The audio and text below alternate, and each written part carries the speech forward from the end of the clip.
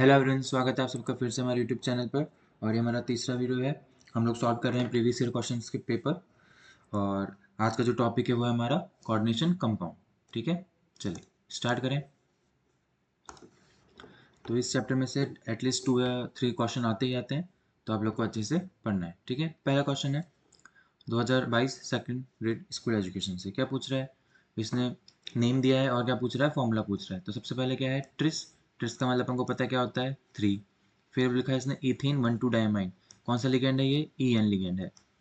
कौन सा लिगेंड है? E N. कैसा लिगेंड होता है ये? डाई डेंटेट या फिर बाई डेंटेट, द्विदंती है। ठीक है, साथ में क्या बोल रहा है, कोबाल्ट है हमारे पास, CO, और क्या है, सल्फेट है, SO4। ठीक है, अब चलिए फॉर्मूला देखते हैं। COEN ट्वाइस, तो पूरे कॉम्प्लेक्स का ट्वाइस है, वैसे गलत हो जाएगा क्योंकि ई एन कितना है यहाँ पे, 1, और अपने पास कितने हैं, 3।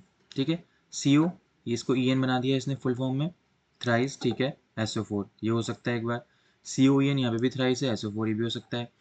यहाँ पे फिर इसने कोऑर्डिनेशन कॉम्प्लेक्स को क्या कर दिया, 3, तो ये भी नहीं होगा। अब देखो आयोनाइज करके देखते हैं पहले इसको। तो SO4 के कितने मॉलिक्यूल है, 3, तो आयोनाइज करो, आयनीकरण करो उसका, थ्राइस SO4-2। SO4 कितना चार्ज लेता है, -2। और ये वाला जो कोऑर्डिनेशन स्फीयर है इसके बाहर कितने हैं, 2। तो ये पूरा टोटल चार्ज, टोटल मॉलिक्यूल कितने हैं, 2। 2CO, इसको लिख लिया हमने EN। EN कितने हैं, 3। अब देखो यहाँ पे टोटल चार्ज कितना है, 3 × -2 -6। तो इसको न्यूट्रल करने के लिए इस वाले पे चार्ज कितना होना चाहिए हमारे पास, +6। तो यहाँ पे 2 है, तो इसको किससे मल्टीप्लाई कर दूंगा मैं, +3 से, तो कितना आ जाएगा, +6। न्यूट्रल हो गया दोनों, बस अब सिंपल सी बात है। ऑक्सीडेशन स्टेट निकालने की कितनी आ रही है, +3 निकाल लो। EN जो लिगेंड होता है वो कैसा होता है, न्यूट्रल होता है। न्यूट्रल होता है मतलब इस पे चार्ज क्या आ गया, 0। तो ये पूरा का पूरा ऑक्सीडेशन नंबर किसका ऑक्सीडेशन स्टेट हो जाएगी, कोबाल्ट की। तो कोबाल्ट की ऑक्सीडेशन स्टेट कितनी आ गई, +3। तो आंसर क्या हो जाएगा, इसका आंसर नंबर 2। अब देखो ये वाला इसलिए नहीं होगा, क्यों? क्योंकि इसको अगर आयोनाइज करोगे तो क्या आ जाएगा, ये COEN थ्राइस SO4-2। और इसको न्यूट्रलाइज करने के लिए, न्यूट्रलाइज करने के लिए इस पर चार्ज कितना देना पड़ेगा, +2। EN न्यूट्रल है तो ऑक्सीजन स्टेट CO की कितनी हो गई, +2, जबकि कितनी होनी चाहिए, +3। तो आंसर इसलिए क्या हो जाएगा हमारा, आंसर नंबर 2। ठीक है, चलिए आगे बढ़े। विच of the following has highest magnetic moment. निम्नलिखित में से सर्वाधिक चुंबकीय आघूर्ण। जब भी ऐसा क्वेश्चन आए तो हमको सबसे पहले क्या देखना है उसमें, नंबर ऑफ अनपेयर्ड इलेक्ट्रॉन्स। क्या देखने हैं, नंबर ऑफ अनपेयर्ड इलेक्ट्रॉन्स। जिसमें जितने ज़्यादा नंबर ऑफ अनपेयर्ड इलेक्ट्रॉन होंगे उतना ही ज़्यादा उसका क्या होगा, उसका मैग्नेटिक मूवमेंट होगा। ठीक है, तो वाली चीज़ याद रखेंगे, जितना ज़्यादा मैग्नेटिक मूवमेंट या फिर जितना ज़्यादा नंबर ऑफ अनपेयर्ड इलेक्ट्रॉन उतना ज़्यादा मैग्नेटिक मूवमेंट। फॉर्मूला सबको पता है कैसे निकालते हैं, म्यू n+2 अंडर रूट, या तो ये या फिर 4s+1। ठीक है, याद रहेंगे दोनों फॉर्मूले। आप देखो क्या निकालना है, नंबर ऑफ अनपेयर्ड इलेक्ट्रॉन्स। तो अनपेयर्ड इलेक्ट्रॉन्स निकालने के लिए हमको क्या पता होनी चाहिए, मेटल की ऑक्सीडेशन स्टेट। क्या पता होनी चाहिए, मेटल की ऑक्सीडेशन स्टेट। यहाँ निकालो Fe, टोटल चार्ज कितना है, -3। एक CN कितना लेता है, -1 × 6, कितना आ गया, -6। -6 में कितना जोड़ना पड़ेगा अपन को, +3, तभी टोटल चार्ज कितना आएगा हमारा, -3। तो Fe किस ऑक्सीडेशन स्टेट में आ गया, +3। Fe क्या होता है हमारा, D6S2, +3 में क्या आ जाएगा हमारे पास, D5। क्या आ जाएगा +3 में, D5। और आपको पता है कि CN कैसा लिगैंड है, स्ट्रॉन्ग लिगैंड है, प्रबल क्षेत्र लिगैंड है। तो ये क्या कर देगा, जो इलेक्ट्रॉन है इनको क्या कर देगा, पेयर कर देगा, युग्मित कर देगा। तो क्या आ जाएंगे यहाँ पे, 2 2 और 1। अब कितने पर इलेक्ट्रॉन है यहाँ पे, सिर्फ 1। नेक्स्ट करें, COF6-3, वापस से F -1 × 6 इक्वल्स टू -6। तो -6 में कितना ऐड करना पड़ेगा हमको, +3। कितना लाने के लिए, -3। तो कोबाल्ट किस ऑक्सीडेशन स्टेट में है यहाँ पे, +3। तो कोबाल्ट क्या होता है, D7S2, लेकिन +3 में क्या हो जाएगा हमारे पास, D6।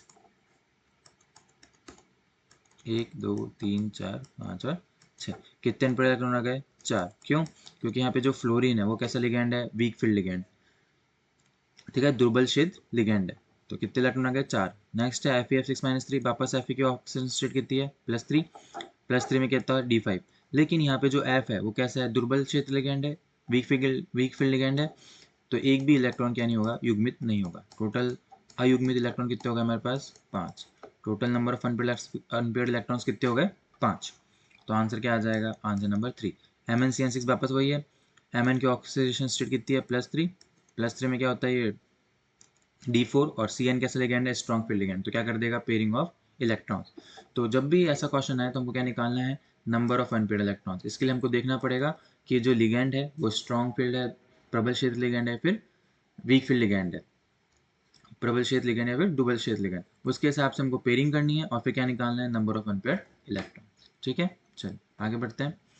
क्या पूछ रहा है, on treating sodium fusion extract with sodium nitrochloride appearance of violet colour. तो सोडियम नाइट्रोक्लोराइड क्या होता है, Na2FeCN5NO। इसकी रिएक्शन करा रहा है ये S-2 से, तो क्या बनता है हमारे पास FeCN5NOS-4। इंपॉर्टेंट क्वेश्चन है, इसको आपको ऐसे ही याद रखना है। ठीक है, मैंने आपको फ्लो चार्ट या इमेज में बना के दे रखे हैं सारे इंपॉर्टेंट कॉम्प्लेक्सेस ऑफ आयरन, आप उसको वहाँ से पढ़ सकते हैं।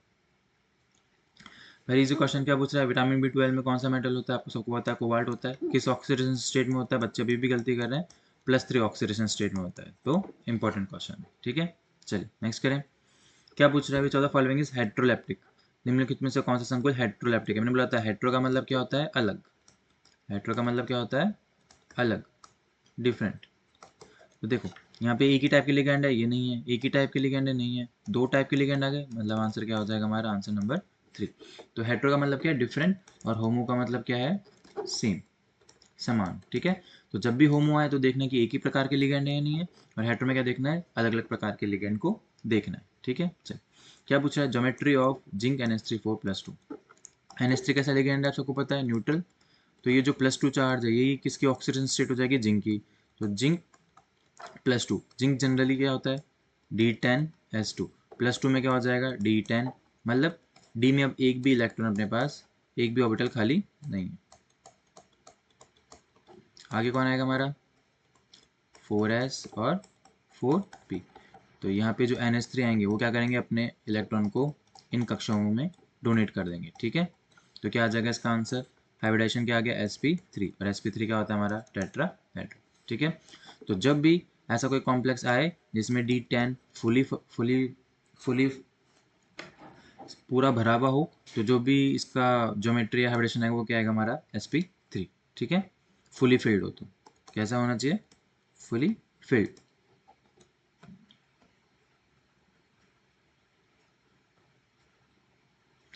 वापस से, विच of the following is a coordination compound. तो ये एनसीईआरटी में दे रखा है, coordination compound versus double salt में, कोऑर्डिनेशन कंपाउंड उनसे डबल सॉल्ट में। तो आपको पता है कि कोऑर्डिनेशन कंपाउंड आयोनीकरण या आयोनाइजेशन के बाद इंडिविजुअल आयंस नहीं देते हैं, जबकि डबल सॉल्ट आयोनाइज होने के बाद क्या कर देता है, इंडिविजुअल आयंस का दे देता है। जैसे ये है, अब इसको आप आयोनाइज करोगे तो किस में टूट जाएगा, ये K+Cl- Mg+2 और 2s(Cl-), सेम मोर सॉल्ट ये भी टूट जाता है, Fe+2 SO4-2 इनमें ये भी टूट जाएगा, K+Al+3 इनमें। लेकिन ये कोऑर्डिनेशन कॉम्प्लेक्स है, एक तो आप इससे देख सकते हो कि एक तो कोऑर्डिनेशन स्फीयर बना हुआ हो, और इसको आयोनाइज करोगे तो क्या बनेगा, 3K+Al(C2O4) 3 और -3। ये वाली चीज़ आयोनाइज नहीं होगी, जो कोऑर्डिनेशन स्फीयर के अंदर है वो उनका आयोनाइजेशन नहीं होगा, उनका आयोनाइजेशन नहीं होगा। तो वो कौन से कॉम्प्लेक्स होंगे हमारे, कोऑर्डिनेशन कंपाउंड। तो इसका आंसर क्या आ जाएगा हमारा, आंसर नंबर 4। चलिए नेक्स्ट करें। ये इसने पूरा एनसीईआरटी की जो एक टेबल है वहाँ से उठा के दे दिया है। अब बच्चा टेबल तो याद करेगा नहीं, तो इसमें थोड़ा सा स्मार्ट गेम खेलना था। क्यों, देखो, if the wavelength of the light absorbed bye CO, ये कॉम्प्लेक्स दे दिया है, इतनी nm की लाइट एब्जॉर्ब किया, the colour of the complex, संकुल द्वारा अवशोषित प्रकाश की तरंग दैर्घ्य इतनी है, तो इस संकुल का रंग दिखाई देगा। इलेक्ट्रोमैग्नेटिक स्पेक्ट्रम पढ़ा है सबने, तो ये सब किस में आएगी मैंने विजिबल रीजन में, किस में आएगी सारी रीजन, विजिबल रीजन में। तो यहाँ पे होता है हमारा वॉलेट कलर, यहाँ पे होता है हमारा रेड कलर। लैम्डा nm इधर जाने पे क्या होता है, इंक्रीज होता है, वेवलेंथ रेड की ज़्यादा होती है, वॉलेट की क्या होती है, कम होती है। और जनरली इसका रीजन जो होता है वो कितना होता है, 400 से 800 नैनोमीटर। ठीक है, ऐसे लोग करोगे। विब क्या होता है, वॉलेट ब्लू ग्रीन येलो और ऑरेंज। ठीक है, अभी क्या बोल रहा है, एब्जॉर्ब किया किस पे, 500 नैनोमीटर पे, तो अपन मान सकते हैं 500 नैनोमीटर यहाँ पर है। ठीक है, तो उसने ब्लू या फिर ग्रीन रीजन में से लाइट एब्जॉर्ब की होगी। अब इसका उल्टा होता है एब्जॉर्ब का ऑब्जर्व्ड। ठीक है, अगर इसने एब्जॉर्ब ये की है, अवशोषित ये की है, तो ऑब्जर्व जो रंग होगा वो कैसा होगा, उल्टा चलता है। यहाँ से चलो उल्टा, YORVB और फिर G, मतलब अगर इसने ये कलर की एब्जॉर्व की है तो हमको दिखाई कौन सी देगी, इस कलर की। ठीक है, तो देखो ऑप्शन से खेलते हैं हम। अब क्या बोल रहा है, अगर इसने ब्लू या ग्रीन लाइट एब्जॉर्व की होगी, क्यों, क्योंकि किस में है, किस रीजन में, 500 नैनोमीटर में, तो जो हमको कलर दिखेगा वो ऑरेंज या फिर रेड दिखेगा। ठीक है, तो देखो ब्लू तो हो ही नहीं सकता, पर्पल भी कट गया, अब क्या है येलो ऑरेंजिश। अब बोलो येलो ऑरेंजिश आ सकता है, नहीं, क्यों, क्योंकि थोड़ा 400 नैनोमीटर साइड है ये। मोर करेक्ट ऑप्शन क्या आ जाएगा इसका, रेड। आप इसको यहाँ पे भी देख सकते हैं, एनसीईआरटी में से इसने इस वाली टेबल से पूछा है पूरा, देखो 500 नैनोमीटर, ये रहा complex, colour of light observe blue green, और कलर ऑफ कोऑर्डिनेशन एंटिटी क्या आ जाएगा हमारा, रेड। ठीक है, तो सीधे सीधे टेबल में से क्वेश्चन पूछ लिया है, तो टेबल हमको याद करनी नहीं है, थोड़ा सा स्मार्ट खेलना था इसमें। आपको याद होना चाहिए कि 400 से 800 नैनोमीटर जाता है यहाँ पे, और आपको ये चीज़ याद रखनी है कि वॉलेट से स्टार्ट होता है, रेड तक खत्म होता है, ये है हमारा एब्जॉर्ब, और इसको ऑब्जर्व बताना है तो जल्दी उल्टा कर देना है, YORVBG। तो अगर ये एब्जॉर्ब करेगा तो दिखेंगे कलर हमको ये वाला। ठीक है, चलिए नेक्स्ट क्वेश्चन करें। वापस से क्या आ गया, हाईएस्ट मैग्नेटिक मोमेंट वैल्यू, वापस से क्या निकालना है, कोऑर्डिनेशन नंबर निकालना है, ऑक्सीडेशन नंबर निकालना है, और फिर क्या निकालना है इसमें, नंबर ऑफ अनपेयर्ड इलेक्ट्रॉन्स। ठीक है, वापस से क्या निकालना है इसमें, नंबर ऑफ अनपेयर्ड इलेक्ट्रॉन्स। वापस से देखो H2 न्यूट्रल मॉलिक्यूल है, क्रोमियम क्या हो जाएगा, +3, H2O Fe क्या हो जाएगा, +2, जिंक +2, Fe +2। अब Cn है, ऑब्वियसली बात है प्रबल क्षेत्र लिगैंड है, तो ये तो वैसे कट जाएगा, जिंक +2 में क्या होता है, D10, एक भी अनपेयर्ड इलेक्ट्रॉन है तो ये भी वैसे भी कट गया। अब इन दोनों में बताओ, क्रोमियम +3 है, क्या होता है क्रोमियम, D4S2, +3 में कितना हो जाएगा, D3, मतलब इसमें नंबर ऑफ अनपेयर्ड इलेक्ट्रॉन कितने हैं, 3। Fe देखें, Fe क्या होता है, D6S2, +2 में क्या हो जाएगा, D6, बना लो D6, 1 2 3 4 5 और 6। H2O दुर्बल क्षेत्र लिगैंड है तो कोई भी युग्मन नहीं होगा, तो नंबर ऑफ अनपेयर्ड इलेक्ट्रॉन कितने हो गए, 4, तो आंसर क्या हो जाएगा इसमें, आंसर नंबर 2। ठीक है, तो सबसे इंपॉर्टेंट यही है कि हमको सबसे पहले पता होना चाहिए कि कौन सा लिगैंड कैसा है, उसके बाद उसमें पेयरिंग या युग्मन होगा नहीं होगा, और फिर निकालना है हमको मेटल का ऑक्सीडेशन स्टेट, और ऑक्सीजन स्टेट से हम क्या निकालेंगे, हमारे नंबर ऑफ अनपेयर्ड इलेक्ट्रॉन्स। ठीक है, चलिए नेक्स्ट क्वेश्चन, वापस से वही क्वेश्चन है, विटामिन B12 में क्या होता है, अभी बताया था आपको, क्या होता है, कोबाल्ट। ये अच्छा क्वेश्चन है। If excess of AgNO3 is added to a solution containing, कितना लिया है ये, 1 मोल COCl3.4NH3 का। यदि AgNO3 का अधिक्य एक ऐसे विलयन में मिलाया जाए जिसमें क्या हो, COCl3 4NH3 का 1 मोल उपस्थित हो, तो AgCl के अवक्षेपित मोल होंगे। तो मैंने बताया देखो, COCl3.4NH3, आपको सबको वर्नर थ्योरी पढ़ी है, उसमें एक कॉन्सेप्ट होता है किसका, प्राइमरी वैलेंसी और सेकेंडरी वैलेंसी। ठीक है, तो मैंने बताया था कि जो भी कोऑर्डिनेशन स्फीयर के बाहर होंगे वो सब क्या होंगे, हमारे प्रेसिपिटेट होंगे, सारे क्या होंगे, प्रेसिपिटेट होंगे। तो देखो कोबाल्ट बना लिया, कितने NH3 के, तो सबसे पहले जो NH3 है उसको हमने ले लिया, NH3 के 4 है। अब मैंने बताया था कि इस वाले कॉम्प्लेक्सेस में कोऑर्डिनेशन में जो उसकी सेकेंडरी वैलेंसी थी वो क्या थी, 6 थी। अब कोबाल्ट की हमको 6 वैलेंसी करनी है, तो 4 तो किससे कर दी हमने, NH3 से, 2 किससे कर देंगे हम, Cl से। तो 3 में से 2 Cl अंदर आ गए, तो एक कहाँ रह जाएगा, बाहर, और एक ही, यही किससे रिएक्ट करेगा, हमारा AgNO3 से। क्या रेट करेगा ये, AgNO3 से, और क्या बना देगा, 1 मोल किसका, AgCl। तो कोऑर्डिनेशन स्फीयर के बाद जितने Cl होंगे उतनी हमको क्या मिलेगी, उतनी मोल क्या मिलेगी हमको, प्रेसिपिटेट मिलेगा। तो क्या आ जाएगा इसका आंसर नंबर 2, कितना प्रेसिपिटेट मिलेगा, 1 मोल ऑफ AgCl। अगर यहाँ Cl3 की जगह मैं ले लेता COCl2.5NH3, तो क्या होगा, वही CO, पहले NH3 की कितने ले लेंगे हम, CO के साथ 5, अब कितना आ जाएगा कोऑर्डिनेशन स्फीयर के अंदर, 1 Cl, 2 Cl कहाँ से रह जाएंगे, बाहर। तो अब इसको AgNO3 के साथ रिएक्शन कराएंगे तो कितने मोल AgCl मिलेंगे हमको, 12 मोल ऑफ AgCl। तो जब भी NH3 आ जाए बाहर, तो सबसे पहले इससे किसकी वैलेंसी पूरी करनी है हमको, सेकेंड वैलेंसी की, और जो बची हुई वैलेंसी है वो किससे पूरी करेंगे हम, क्लोरीन से। ठीक है, चलिए नेक्स्ट देखें, shows which type of isomerism. क्या हो रहा है यहाँ पे, SO4 और Br का क्या हो रहा है, इंटरचेंज हो रहा है, SO4 और Br का क्या हो रहा है, इंटरचेंज हो रहा है, मतलब क्या हो रहा है, आयनाइजेशन हो रहा है। इसका आंसर क्या आ जाएगा, बस इसमें ट्रिक है, यही ट्रिक है कि देखना है कि आपको आयन कौन से चेंज हो रहे हैं। यहाँ पे SO4 बाहर आ रहा है, Br अंदर जा रहा है, इसका मतलब क्या है, आयोनाइजेशन चेंज हो रहा है, आयन्स चेंज हो रहा है, इसलिए कौन सा आइसोमेरिज्म हो जाएगा, आयोनाइजेशन आइसोमेरिज्म। ठीक है, नेक्स्ट देखें, crystal field splitting strength, spectrochemical series पीछे सबको पता है सबसे ज़्यादा किसका होता है, Cn- का, दोनों में है, इनमें नहीं है। Cn- के बाद होता है NO2- का, OH- नहीं होता है, ये गड़बड़ हो जाएगा, आंसर आ जाएगा इसका आंसर नंबर 2। सबसे ज़्यादा किसका होता है, Cn-, फिर NO2-, फिर NH3, फिर OH-।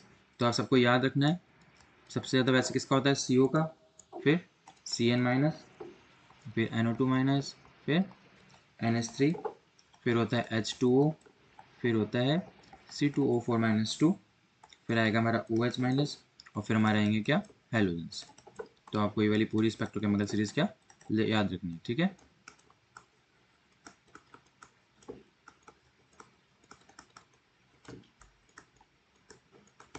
चलिए नेक्स्ट क्वेश्चन देखें, क्या पूछ रहा है, IUPAC नेम पूछ रहा है HgCO SCN4। तो इसको अगर तोड़ोगे आप तो क्या बनेगा, ये Hg प्लस और CO SCN4 माइनस, ठीक है। SCN कैसा होता है, -1 होता है इंटू 4, कितना आ गया टोटल, -4। तो -4 में कितना ऐड करना पड़ेगा अपन को, +3, क्या लाने के लिए, माइनस लाने के लिए। तो कोबाल्ट की ऑक्सीडेशन स्टेट क्या होगी, +3। कॉम्प्लेक्स कैसा हो गया, एनायन, एनायनिक कॉम्प्लेक्स। तो अब कोबाल्ट को हम क्या लिखेंगे, कोबाल्टेट। सबने पढ़ा है कि जब भी एनायनिक कॉम्प्लेक्स आएगा तो उसमें लास्ट में क्या जोड़ते हैं हम, 8। तो देखो नाम चालू करें, मर्क्यूरी टेट्राथायोसाइनेटो कोबाल्टेट, कोबाल्टेट आ गया, +3 ऑक्सीजन स्टेट आ गया, ये सही हो सकता है। +2 गलत, +2 गलत, पहले तो तुम ऑक्सीजन स्टेट से गलत कर दो। अब देखो मर्क्यूरी टेट्राथायोसाइनाइड आ गया, जबकि आपको पता है एनायनिक लिगेंड्स को लास्ट में क्या लिखते हैं हम, एटो लिखते हैं। सबको पता है क्या लिखते हैं लास्ट में, एटो। तो क्या आंसर हो जाएगा इसका, answer number 1, mercury tetrathiocyanato cobaltate third, ठीक है। एक तो याद होना चाहिए कि एनायनिक कॉम्प्लेक्स में जब भी नेगेटिव चार्ज आ जाए, एनायनिक कॉम्प्लेक्स आ जाए, तो लास्ट में हम मेटल के क्या जोड़ देते हैं, 8। और अगर हमारे पास नेगेटिव लिगेंड है तो उसमें हम क्या जोड़ देते हैं, एटो। जैसे Cl को लिखते हैं हम, क्लोराइड नहीं लिखते हैं, क्या लिखते हैं, क्लोरिडो या फिर, ठीक है। तो क्या जोड़ते हैं लास्ट में, इडो। वापस से क्या क्वेश्चन है, which of the following complex is known as heteroleptic. वापस से हेट्रोलेप्टिक आ गया। हेट्रो का मतलब क्या होता है बताया था आपको, डिफरेंट, और डिफरेंट क्या है, ये 2 लिगेंड। तो आंसर क्या हो जाएगा, 2। The chemical formula of prussian blue, ये इंपॉर्टेंट है। इसका फॉर्मूला क्या होता है, Fe4 FeCN6 3। स्टैटिक क्वेश्चन है, आपको याद रखना है, ठीक है। Coordination number and oxygen state पूछ रहा है, तो वही वाली बात है, आयोनाइज करो इसको, किस में आयोनाइज होगा ये, 3K+ में, और फिर C2O4 थ्राइस और -3। अब आपको पता है C2O4 कौन सा लिगेंड है, ऑक्सलेट। ऑक्सलेट लिगेंड कैसा होता है हमारा, बाइडेंटेट। ऑक्सलेट लिगेंड कैसा होता है हमारा, बाइडेंटेट। सबने बना रखा है, सबको पता कैसा होता है। यहाँ क्या आ जाएगा, O नेगेटिव, यहाँ पे O नेगेटिव, और यहाँ पे क्या होगा, मेटल। ये क्या करते हैं, अपने 2 ऑक्सीजन अपने लोन पेयर इलेक्ट्रॉन डोनेट करते हैं, ठीक है। तो देखो कैसा लिगेंड है, C2O4 -2, C2O4 -2, कितना चार्ज है इस पे, -2। तो 3 पे कितना हो गया, -6। -6 में कितना ऐड करना पड़ेगा हमको, +3, क्या लाने के लिए, -3। तो क्रोमियम की ऑक्सीजन स्टेट कितनी आ गई, +3। तो +2 नहीं है, 0 नहीं है, तो ये तो वैसे कट गए। अब देखो एक, मैंने क्या बोला, बाइडेंटेड लिगेंड होता है, मतलब 2 बॉन्ड बनाता है, कौन, एक मॉलिक्यूल ऑफ C2O4। अब 3 है तो कितने बनाएगा, 6। तो कोऑर्डिनेशन नंबर कितना हो गया इसका हमारा, 6। तो आंसर क्या आ जाएगा, आंसर नंबर 1। तो कोऑर्डिनेशन नंबर क्या हो गया हमारा, 6, और ऑक्सीडेशन नंबर क्या हो गया, +3, ठीक है। क्यों, क्योंकि C2O4 कैसा है, बाइडेंटेड लिगेंड है, और कितने हैं टोटल, 3।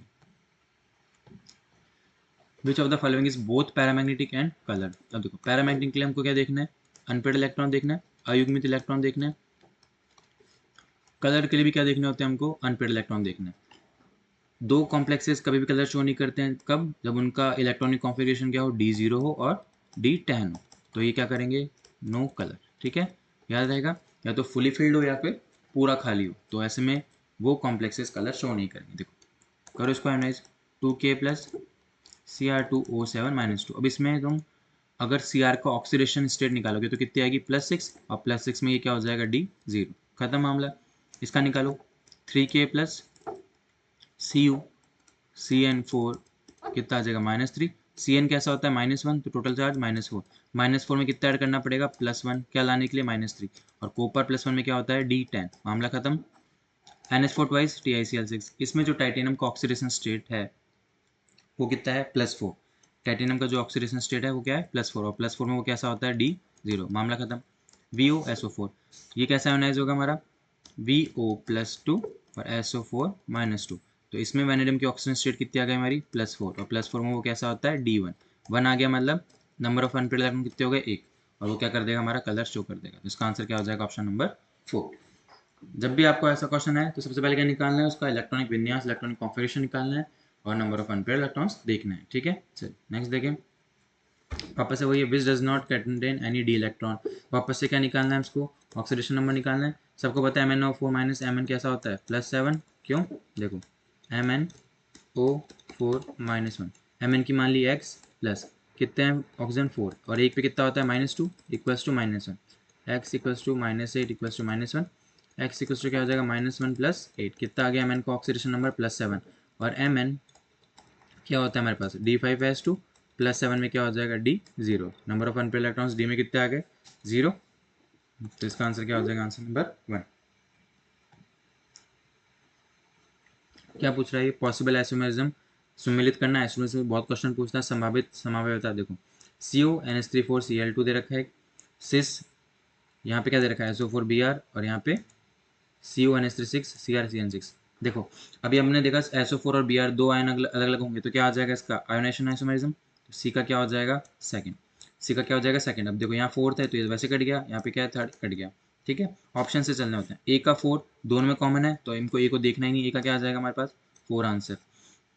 अब देखो जब भी सिस कॉम्प्लेक्स से ज़्यादा ना तो आपका दिमाग लगाना चाहिए इसमें कौन से आइसोमर्स होंगे ऑप्टिकल, जब भी समकक्ष वाले आ जाएंगे कौन सा आइसोमरिज्म समावयवता शो करेंगे वो ध्रुवन वाले। तो बी का आंसर देखो फर्स्ट दिख रहा है ये रहा, तो इसका आंसर क्या हो जाएगा आंसर नंबर 3 और डी का क्या हो जाएगा हमारा थर्ड, डी का क्या हो जाएगा कोऑर्डिनेशन, क्यों क्योंकि देखो यहाँ पे CO है यहाँ पे CR है, दो डिफरेंट मेटल आ जाएंगे, इसका मतलब कि हमारे पास कौन सा आइसोमरिज्म होने वाला है उप सहसंयोजन समावयवता शो करने वाला है, ठीक है।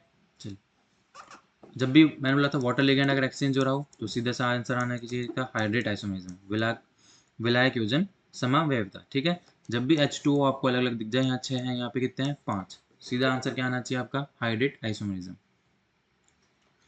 Which of the following coordination entity is chiral optically active, अभी के लिए ट्रिक है यही है कि जनरली जो सिस कॉम्प्लेक्सेस होते हैं वो क्या होते हैं हमारे ऑप्टिकली एक्टिव होते हैं, क्यों देखो FeCN6 है ऑक्टाहेड्रल कॉम्प्लेक्स है, अगर आप इसको प्लेन से काटोगे इस वाले बीच से प्लेन से काटोगे तो ऊपर और नीचे सेम हो जाएंगे और जिसमें भी प्लेन लगेगा जिसमें भी क्या लगेगा प्लेन लगेगा वो क्या होते हैं सारे ऑप्टिकली इनएक्टिव होते हैं। जिस भी कंपाउंड में प्लेन लग गया वो कैसे होंगे ऑप्टिकली इनएक्टिव। ट्रांस कैसे देखो CR है यहाँ पे क्या आ जाएगा Cl, यहाँ पे क्या आ जाएगा Cl और यहाँ पे जो लिगैंड है वो हमारा क्या आ जाएगा ऑक्जेलेट, वापस से इस वाले में प्लेन लग जाएगा और Cl क्या हो जाएंगे ऊपर नीचे बढ़ जाएंगे तो मतलब इसमें भी क्या लग रहा है प्लेन लग रहा है, तो इसका आंसर क्या हो जाएगा हमारा सिस वाला, ठीक है। तो जनरली अभी आपको देखना यही है कि जहाँ पे भी 6 दिस जाएगा मतलब आपका वो कंपाउंड कैसा है ऑप्टिकली एक्टिव। ये आपने प्रैक्टिकल किया है 12th क्लास में। When ammonia is added to a cupric salt solution, हम जनरली क्या लेते थे कॉपर सॉल्ट लेते थे कॉपर सल्फेट और उसमें क्या डालते थे हम NH3, सबने पढ़ा है ब्लू क्रिस्टल्स बनते हैं हमारे कॉपर NH3 4 और लास्ट में क्या जाता है हमारा SO4, तो देखो क्या बन रहा है कॉपर NH3 4+2, तो इसका आंसर क्या हो जाएगा answer number 2। Set of inner orbital complex मैंने एक अलग से वीडियो बना रखी है उसमें बता रखा है कि आंतरिक संकुल और बाह्य संकुल हम कैसे निकालते हैं, तो आप वहाँ से जाके पढ़ सकते हैं देख सकते हैं, ठीक है। तो इसमें मैं भी एक्सप्लेन नहीं कर रहा हूँ, आपको आप ऐसे भी देख सकते हैं जैसे CN कैसा है स्ट्रॉन्ग फील्ड लिगैंड है, CN कैसा है स्ट्रॉन्ग फील्ड लिगैंड है और NH3 मैंने बताया था मेटल की ऑक्सीडेशन स्टेट अगर +3 आ जाए तो NH3 कैसा बिहेव करेगा स्ट्रॉन्ग फील्ड लिगैंड प्रबल क्षेत्र लिगैंड, तो इसका आंसर क्या हो जाएगा हमारा 1, क्यों क्योंकि F वीक फील्ड लिगैंड है, F वीक फील्ड लिगैंड है और यहाँ पे भी F वीक फील्ड लिगैंड है, Cl भी वीक फील्ड लिगैंड होता है, ठीक है। तो जनरली इनर ऑर्बिटल कॉम्प्लेक्स जो आंतरिक कक्षक संकुल है वो कौन बनाएंगे हमारे प्रबल क्षेत्र लिगैंड, ठीक है। Which one has the highest magnetic moment, वापस से हाईएस्ट मैग्नेटिक पूछा, क्या निकालोगे आप सबसे पहले इसमें नंबर ऑफ अनपेयर्ड इलेक्ट्रॉन्स, क्या निकालोगे नंबर ऑफ अनपेयर्ड इलेक्ट्रॉन्स। देखो निकल CO4 नहीं पॉसिबल ही नहीं है, निकल के ऑक्सीजन स्टेट्स में क्या है 0, जिंक +2 D10 नहीं पॉसिबल है। अब देखो क्रोमियम +3 Fe+2 सेम क्वेश्चन है जो ऊपर था अभी, तो इसका आंसर क्या करा था हमने सेकंड, ऊपर जाके आप देख सकते हैं, ठीक है। चल वापस से वही सेम क्वेश्चन आ गया वाटर का, वाटर चेंज हो रहा है कौन सा आंसर आ जाएगा इसका हाइड्रेट आइसोमरिज्म, ठीक है। चलिए तो इस कोऑर्डिनेशन कंपाउंड उपसह संयोजक वाले कॉम्प्लेक्सेस में इतने क्वेश्चन थे, तो आपको समझ में आ गया होगा इसमें क्या इंपॉर्टेंट है। एक तो मैग्नेटिक मोमेंट इंपॉर्टेंट है, चुंबकीय आघूर्ण निकालना आना चाहिए, सेकंड इंपॉर्टेंट क्या है हमारा इसमें आइसोमरिज्म समावयवता, और VBT से अभी तक क्वेश्चन नहीं पूछा है VBT और CFT से, तो पॉसिबल है कि इस बार VBT और CFT से आपको क्वेश्चन देखने को मिल जाए। तो आपको NCERT का एक एक लाइन अच्छे से पढ़ना है, जो ग्रेजुएशन वाला पार्ट है उसमें से भी वो कुछ नहीं पूछ रहा है, वो सिर्फ NCERT ही पूछ रहा है। बच्चे अभी भी कंफ्यूज हो रहे हैं सर NCERT के अलावा और कहाँ से पढ़े, तो पहले NCERT कवर कीजिए, उसके बाद आपको लगता है कि आपकी NCERT हाथों पे हो चुकी है तब आप सोचिए कि आपको एक्स्ट्रा पढ़ना है, वरना आप फुल फोकस NCERT पे रखिए, क्योंकि अभी पिछले 5 साल के हमने आपको ये जो PDF प्रोवाइड कराई है और जो हमारी NCERT आपके द्वार है वहाँ पे हमने दिखा चुका हूँ मैं आपको कि कौन सा क्वेश्चन किस पेज नंबर से किस पैराग्राफ से आ रहा है। तो आप लोग NCERT पे फोकस करिए और फिर भी इसमें कोई डाउट हो तो आप कमेंट सेक्शन में क्वेश्चन लिख के पूछ सकते हैं मुझसे, मैं आपको जवाब दे दूंगा। तो अपन मिलते हैं नेक्स्ट वीडियो के साथ। Thank you.